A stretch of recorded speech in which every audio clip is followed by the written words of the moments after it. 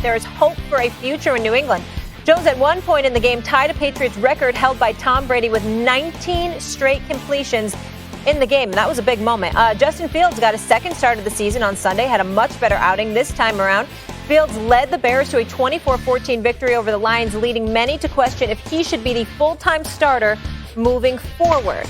So rookie quarterbacks flipping the script in week 4 after having a rough go of it through the first 3 weeks. Zach Wilson, Justin Fields notched their first wins of their career, while Mac Jones and company came awfully close to spoiling Tom Brady's return to Foxborough. Keyshawn, you are up first, sir. Which rookie quarterback's going to win the most games this season?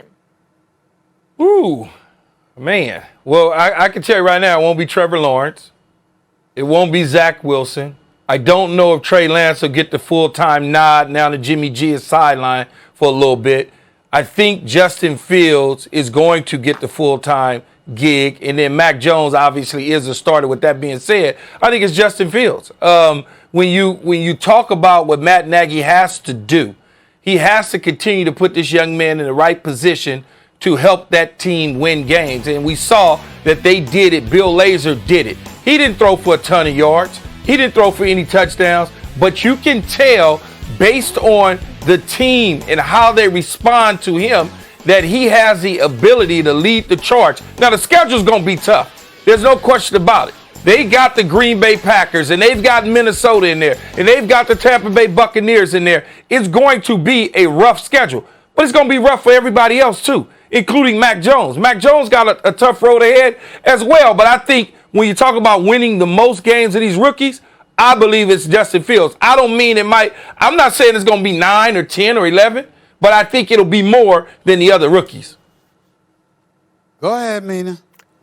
All right, I'll go first. He left a lot on the table for us, Stephen A. And I'll start here with a caveat, which is I think Justin Fields has higher upside as a quarterback. I felt like that before the draft. I continue to feel like that. Thought he played great.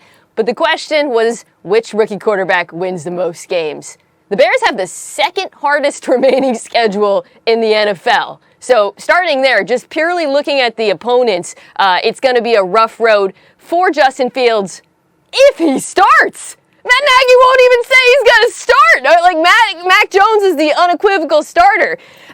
To me, when we talk about games and winning, and I hate QB wins as a statistic. I think it's a totally false statistic because, as you know, Keyshawn, football is a team sport. So let's look at these two teams. Mac Jones has better coaches. He's got a better defense. They played really well, by the way, against Tampa. He's got a better offensive line. And they're figuring out how to call plays for him. Again, this is not a referendum on Justin Fields. I think his upside is really high. But if we're going to ask which of these rookie quarterbacks is going to win more games, it's Mac Jones because he plays for the New England Patriots. Yeah.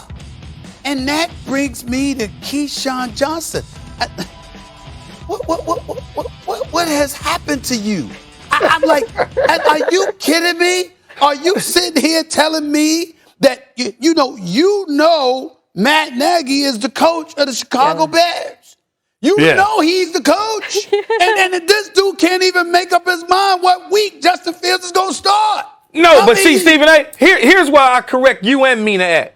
Just because he won't tell you who's a starter don't mean he don't know.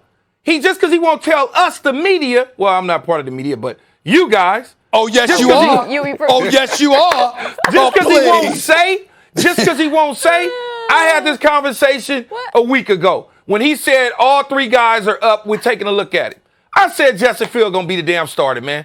He knows who the starter's going to be. Don't fall for the okie doke. He cannot go back to Andy Dalton. He cannot do that. And I understand, Mina, it is a tough schedule. But Mac Jones got a tough schedule, too, now. Don't act like Mac Jones' schedule is chopped liver. Yeah. Absolutely. I actually got it right in front of me, Stephen A. He's got I got the the schedule. Texans, I got the schedule in front of me. the Jets, the Titans, the Colts, Wait, the Jaguars, the Dogs. Back up, Mina. Hold on. You mentioned the Jets and the Houston Texans. Give them that, right? We assume that.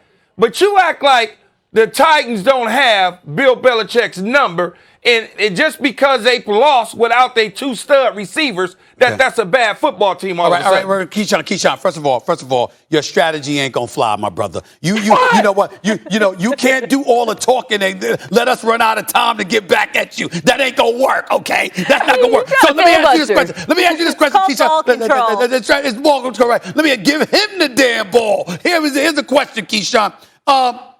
Who's the best coach in the history of football, in your estimation? Bill Belichick, not even a question. And you know Bill Belichick. That's your man. You know Bill Belichick. Yeah. Y'all cool. Y'all communicate with one another. I agree. He's the best. All right. And who does he coach right now? Man, he coaching Mac Jones, man. All right. And by the way, and him against Matt Nagy. I mean, that's like a Pop Warner player against you. But we ain't going up against each other. They not going up against each other. But coaching matters. Coaching matters. Keyshawn, in football, the question was coaching matters. Every now and then, there's a special talent that can outplay bad coaching.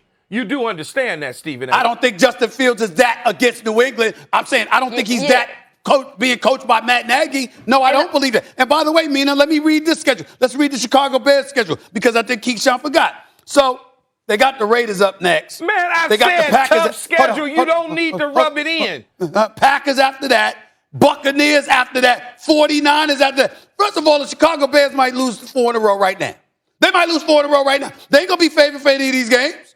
See, they might lose 4 in a row right now. Now I got to defend myself because you and Mina trying to attack me. The Dallas this Cowboys, is a change of events. The Patriots do play the Dallas Cowboys. Okay? They do got the Chargers.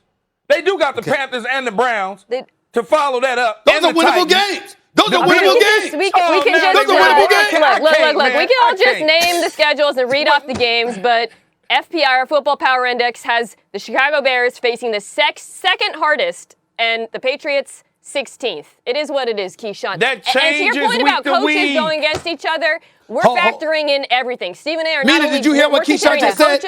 We're considering the protection. We're considering the defenses. Football is a team sport, and it's the question about wins. Mina, did you hear what Keyshawn just said? He said it's fluid. That's what he said. It's fluid. You hear what he said, right? I wonder where he got that from. I wasn't focused on that. I prefer when they double team you. I like when Mina's against you a little more, but I guess we had to change it up today. That's what it is. Okay, let's not get cocky. Let's not get cocky, LA. All right, settle down, Hollywood Steve. All right, well, it's still early, guys. Let's take a look at the NFC teams with the best chance to represent in the Super Bowl. The Bucs lead the pack as they bid to repeat as champions, but they're closely followed by the Cardinals, who remain the NFL's only undefeated team, with the Cowboys, Rams, and the Packers rounding out the top 5. Mina, talk to me. Best team in the NFC. Oh, the alliance between me and Stephen A. It was so beautiful. It lasted, but it's over now because I'm a Dallas believer. I think the teams you put out there are the clear top 5. The Packers, I'm concerned about Jair Alexander's injury. The Bucs, the secondary is in shambles. I think it's very close between Arizona and Dallas. These two quarterbacks right now are playing better football than any quarterback in the league. However, I have more faith in the sustainability of what the Cowboys are doing on offense. They're leading the NFL on first down, dominant offensive line, crushing souls in the run game. Dak Prescott mentally is playing at another level, and the defense took me by surprise. They look competent. So I'm going to ride with Dallas. I think they're playing really good football right now. I got faith in the Star. Yeah, go ahead. I would say Stephen A. and Mina, I kind of agree with you, Mina. Right now, Dallas might be the best team in the NFC, although I think Green Bay is right there too. I understand they got a little injury, but that dude 12, man, it's just something about him at the quarterback spot that he makes everybody else just better. And it seems like he's having fun again. And when a quarterback like this is having fun, his teams become really dangerous. Randall Cobb just got a second wave in his NFL career because he hooked up with Aaron Rodgers. I ain't heard of Randall Cobb since he left Green Bay. Well, I understand that. And greatness has a way of making other people looking better than what they are, and we will concede that. But when I look at the Arizona Cardinals and I think about Kyler Murray and the dual threat that he is, what he brings to the table, how we would be talking about him even more so if it wasn't for the electrifying talents of a Lamar Jackson. That comes into consideration. I'm thinking about DeAndre Hopkins and the resurrection of A.J. Green now that Kyler Murray and Kingsbury are getting him more involved. And Christian Kirk, let's not forget about him as well. I'm thinking about them from the running back position, and I like what I'm seeing there as well. Chase Edmonds and James Conner, that's a dual backfield right now, particularly James Conner in short yardage situations. Now that he doesn't have the Steelers' offensive line blocking for him because he's in Arizona now, I'm thinking about that. And then I'm thinking about Chandler Jones, J.J. Watt and the crew, but a Baker and the crew in Arizona on the defensive side of the ball. And I'm going to say, wait a minute. I'm looking at Arizona right now, the way they shellacked the Los Angeles Rams and humbled Matthew Stafford and basically let Sean McVay know you don't get away with prioritizing Cooper Kupp by doubling up on the amount of times you target him compared to everybody else. I'm thinking about all of those things. And right now, what I see from a Kyler Murray and what a playmaker he is and how they're playing football, I'm of the mindset that the Arizona Cardinals right now are the best team in the conference. We could call Dallas close all we want to, but what we're really doing is conceding that we expected so little of Dallas on the defensive side of the ball that the fact that Quinn has them playing better on the defensive side of the ball is why we're overly impressed with them. So be it, because we all knew their offense